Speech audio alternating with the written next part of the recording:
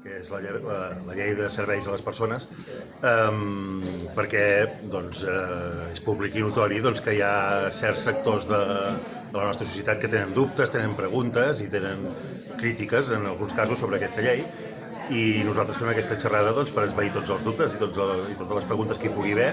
Ve el Jordi Albert Caballero, que és un diputat del nostre grup parlamentari, que és redactor de la llei, per poder explicar exactament en què consisteix i sobretot en què no consisteix. La llei, que és una llei merament tècnica, una llei àmpliament reivindicada per les administracions locals, pels ajuntaments, per consells comarcals i que ha de permetre fer un salt endavant en matèria de contractació pública.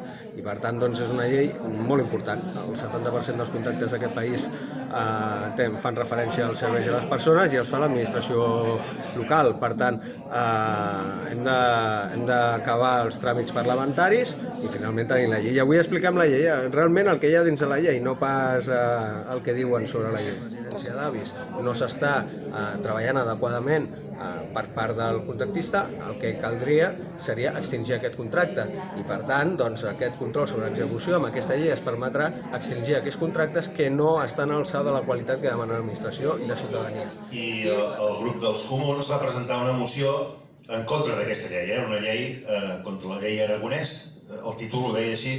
Nosaltres sempre diem que és mal anomenada llei Aragonès perquè s'hauria de dir llei Romeva, perquè va ser el Raül Romeva qui la va impulsar.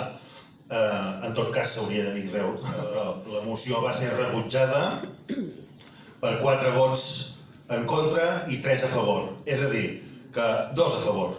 És a dir, que els 2 regidors dels comuns van votar a favor de la moció que anava en contra de la llei, els nostres 4 regidors van votar en contra i la resta de partits es van abstenir.